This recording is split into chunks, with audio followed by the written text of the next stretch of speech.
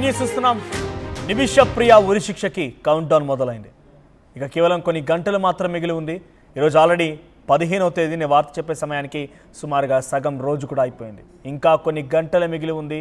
అన్ని ప్రయత్నాలు పూర్తయ్యాయి. ఇక ఎటువంటి ప్రయత్నం కూడా అది ముందు పడకపోవచ్చు. అట్ ది సేమ్ టైం తన తల్లి ప్రేమ కూడా సుప్రీంకోర్టును ఆశ్రయించింది. ఆ సుప్రీంకోర్టు అటు ప్రభుత్వాన్ని కూడా కోరింది, కేంద్ర ప్రభుత్వాన్ని. కేంద్ర ప్రభుత్వం చాలా స్పష్టంగా తెలియజేసింది, మాకు కొన్ని పరిమితులు ఉంటాయి, మేము దీన్ని ఇక కాపాడలేకపోవచ్చు, నిమిషప్రియని ఆ విషయంలో ఏమేం చేయలేకపోవచ్చు, రక్షించకపోవచ్చు అటువంటి విషయాన్ని చాలా స్పష్టంగా కేంద్ర ప్రభుత్వం కూడా కోర్టుకు తెలియజేసింది. ఇక కేవలం కొన్ని గంటలు మాత్రం మిగిలి ఉంది. చివరి ఒకే ఒక్క అవకాశం. ఇక కేంద్ర ప్రభుత్వం చాలా స్పష్టంగా మేమేం చేయలేము, మాకు కొన్ని పరిమితులు ఉన్నాయని చెప్పిన నేపథ్యంలో ఒకే ఒక్క చివరి ఆప్షన్ దియా మనీ. అంటే బ్లడ్ మనీగా చెప్తూ ఉంటారు దీన్ని, దాన్ని దియా అని పిలుస్తూ ఉంటారట. సో దియా అంటే ఏంటి? సో ఎవరైతే ఇప్పుడు తలాల్ అబ్దు మహిదీ అలియాస్ ఖలీఫీ మొహమ్మద్, వీడు నిమిషప్రియని చాలా దారుణంగా లైంగికంగా దాడులు చేయడం, తనపైన ఇబ్బందులకు గురి చేయడం, ఇలా వరుస ఘటనల నేపథ్యంలోనే నిమిషప్రియ వాడిని హతమార్చాలని చూస్తుంది. సో ఈ నేపథ్యంలో ఆ కుటుంబం కనుక ఈ దియా యాక్సెప్ట్ చేస్తే బ్లడ్ మనీని, అంటే తమ కుటుంబంలో ఒకడు మరణించాడు కాబట్టి అక్కడి షరియా రూల్స్ ప్రకారంగా, లా ప్రకారంగా దియా అనేది ఒకటి ఉంటుంది. ఆ కుటుంబం కనుక నిమిషప్రియ తన కుటుంబీకుడిని ఒకరిని హతమార్చిన కారణంగా ఆ కుటుంబానికి కంపెన్సేషన్ కింద కొంత అమౌంట్ ఇస్తే, ఆ కుటుంబం కనుక ఆ అమౌంట్ని యాక్సెప్ట్ చేసి నేను ఆ నిమిషప్రియని క్షమిస్తున్నాము, వదిలేయండి పర్లేదని చెప్పి ఆ కోర్టులో కనుక తెలియజేస్తే అప్పుడు నిమిషప్రియ బయటపడే అవకాశం ఉంది. లేదనంటే కనుక నిమిషప్రియ ఎట్టి పరిస్థితుల్లో కూడా బయటపడే అవకాశం లేదు. ఇక చివరి అవకాశం అది ఒకే ఒక్కటి ఉంది.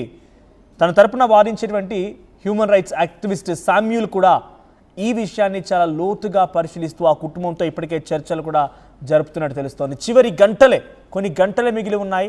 ఆ కుటుంబంతో మరొకసారి మాట్లాడి నిమిషప్రియను రక్షించుకునేందుకు ఆయన ప్రయత్నాలు సాగిస్తున్నట్టు తెలుస్తోంది. మీ అందరికీ ఇప్పటికే నిమిషప్రియ ఘటన గురించి తెలుసు అనుకుంటా. నేను ఒకసారి మళ్ళీ వివరంగా మీకు నిమిషప్రియ ఏం జరిగింది, ఏంటి అసలు నిమిషప్రియ కేసు ఏంటో మీకు చెప్పే ప్రయత్నం చేస్తాను. నిమిషప్రియ అనేటువంటి ఆ మహిళ కేరళ రాష్ట్రానికి సంబంధించినటువంటి ఒక నర్స్. కేరళ రాష్ట్రానికి పలక్కల్ అనేటువంటి ఒక జిల్లాకు సంబంధించినటువంటి ఆ నర్స్. సో నిమిషప్రియ తన నర్సు వృత్తిలో భాగంగా పెళ్ళైంది 2006లో. ఆ తర్వాత 2007-8లో సౌదీ అరేబియాకి వెళ్ళి అక్కడ నర్సుగా పనిచేసింది. సో అక్కడ నర్సుగా పనిచేసిన తర్వాత తిరిగి మళ్ళీ ఇంటికి వచ్చింది. తన భర్తతో పాటుగా కొన్ని రోజులు ఇక్కడే ఉండిపోయింది. తనకు కూతురు కూడా పుట్టింది.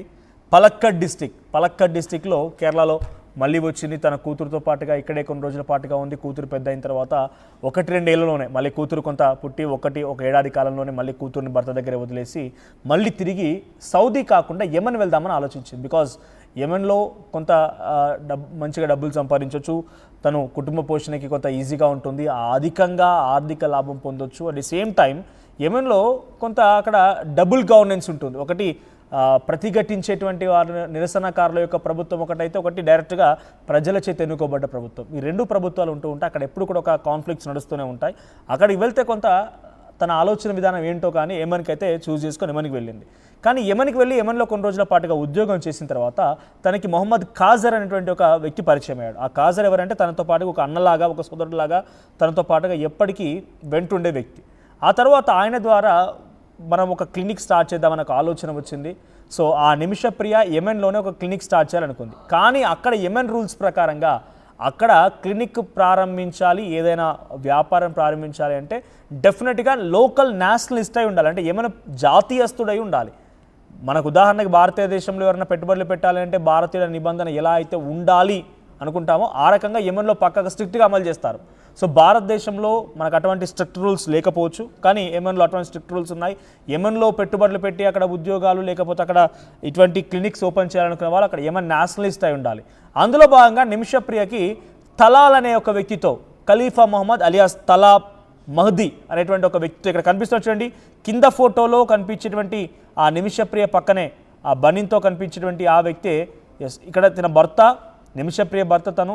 సో నిమిషప్రియకు సంబంధించి తనతో వీడే ఇక్కడ కనిపించే ఈ వ్యక్తి నిమిషప్రియతో పాటుగా అక్కడ పరిచయమైన వ్యక్తి. సో తలాల్ అనే వ్యక్తితో నిమిషప్రియ పరిచయం ఏర్పడింది. ఆ తర్వాత ఇద్దరం కలిసి పార్ట్నర్షిప్లో మనం బిజినెస్ స్టార్ట్ చేద్దాం అనుకున్నారు. తను ఎక్స్పర్ట్ నర్స్ కాబట్టి నర్స్గా తను ఉంటుంది. దాంట్లో పర్మిషన్స్ అండ్ ఇన్వెస్ట్మెంట్స్లో భాగంగా తలాల్ సహకరిస్తానని చెప్పి తలాల్ అంగీకరించి తనతో క్లినిక్ స్టార్ట్ చేయించాడు. అయితే 2008లో ఎంఎన్కి వెళ్ళిన తర్వాత సుమారుగా 2009 ప్రారంభంలో ఈ క్లినిక్ అనేది ప్రారంభమైంది. అప్పటి నుంచి నిమిషప్రియ క్లినిక్ బాగా నడుస్తోంది. కుటుంబ పోషణ అంతా బాగానే జరుగుతోంది. 1-2 సార్లు రాకపోకలు కూడా అయిపోయాయి. కేరళకు రావడం, కూతురుని చూసుకోవడం, కూతురుతో మాట్లాడడం, ఫోన్లో భర్తతో మాట్లాడడం, తల్లితో మాట్లాడడం అంతా బాగానే జరుగుతోంది. అక్కడ క్లినిక్ కూడా బాగా నడుస్తోంది. సో అంతలోనే ఆ తలాల్ అనే వ్యక్తికి ఒక దుర్బుద్ధి స్టార్ట్ అయింది. నిమిషప్రియని పూర్తిగా తన భార్యలా ఉండిపోమ్మని చెప్పి బెదిరిస్తూ ఉండేవాడట. నిమిషప్రియ ఇక పూర్తిగా నా దాని వైపో, నాతో పాటే ఉండాలి అని చెప్పి తన పాస్పోర్ట్లు వీసాలన్నీ కూడా దగ్గర పెట్టుకొని ఎటువంటి విధంగా బయటికి వెళ్లకుండా అడ్డుకునేవాడట. అట్ ది సేమ్ టైం ఆ క్లినిక్ కూడా వాడి పేరు మీదే ఉంది. తను అక్కడ పనిచేస్తూ ఉంది. తను ఒక రకంగా పూర్తి బాధ్యతలు తీసుకున్నప్పటికీ లీగల్గా మాత్రం ఆ తలాల్ అనే వాడి పేరు మీదే క్లినిక్ అనేది ఉంది. అయితే తలాల్ అంటే ఏం చేశారంటే ఈ కొన్ని ఫార్జ్డ్ డాక్యుమెంట్స్ని కూడా ఆ క్లినిక్ ఓపెనింగ్ కోసం ఏర్పాటు చేసుకున్నాడు. దీంతో ఏం జరిగినా ఎటువంటి పరిణామం చోటు చేసుకున్నా నిమిషప్రియ ఇరుక్కుపోవడం ఖాయం. కాబట్టి పదే వేధిస్తూ ఉండేవాడు. ఎంతలా అంటే కనీసం తను ఆహారం తీసుకోవాలన్న వాడు పర్మిషన్ కావాలి. ఎన్నిసార్లు అంటే చాలా ఇష్టానుసారంగా తనకి మత్తు మందులు ఇచ్చి కొన్ని 100 సార్లు తనపై లైంగికంగా దాడికి పాల్పడ్డాడట. అత్యాచారం చేశారట. తనని ఘోరంగా హీనాతిహీనంగా తన పట్ల ప్రవర్తిస్తూ ఉండేవాడట. సో ఇవన్నీ బ్లాక్మెయిల్ చేయడం, తనపైన అత్యాచారాలు చేయడాలు ఇవన్నీ జరుగుతున్నాయి. దేశం కాని దేశం ఎక్కడికో వెళ్ళిపోయి అక్కడ తను బతకాలనుకుంది. తన కుటుంబం పోషణ కోసం అక్కడ వెళ్ళిపోయి అనేక ఇబ్బందులు పడి అన్నీ ఊర్చుకుంది. ఇక 2017లో ఒక ఆలోచన వచ్చింది నిమిషప్రియకి. ఎలాగైనా కూడా వీడి నుంచి తప్పించుకోవాలి. నిమిషప్రియ ఎలాగైనా తలాల్ అనేటువంటి వారితో తప్పించుకోవాలని చెప్పి ఇక ఒక పక్కా ప్లాన్ వేసింది. అతన్ని హతమార్చి అతని దగ్గర డాక్యుమెంట్స్ని తీసుకొని అక్కడి నుంచి తిరిగి ఇండియాకి రావాలని ఒక ఆలోచన చేసింది నిమిషప్రియ. అందులో భాగంగానే 2017లో తలాల్ అనేటువంటి వ్యక్తిని తన ఇంటికి పిలిచి తను ఉండేటువంటి ప్లేస్కి వచ్చిన తర్వాత ఆ తలాల్ అనే వాడికి ఒక ఇంజెక్షన్ ఇచ్చిందట. Over dose injection. దాని కారణంగా వాడు చచ్చిపోయాడు. పదే వేధిస్తూ ఉండేవాడు. చాలా దారుణంగా. నిజంగా తన తల్లి ప్రేమ చెప్పేటువంటి మాటలు వింటే అందరూ కూడా కన్నీళ్లు పెట్టాల్సిందే. నిత్యం తనని వేధిస్తూ ఉండేవాడు. ప్రతిరోజు తన కామవాంఛలు తీర్చాలని ఇబ్బందులు పెడుతూ ఉండేవాడు. పాస్పోర్ట్లు వీసాలన్నీ దాకేసుకున్నాడు. తనకి నో ఆప్షన్. ఇక వాడితో గడపడం తప్ప, వాడి చెప్పిన మాట వినడం తప్ప తనకి ఇంకో ఆప్షన్ లేదు.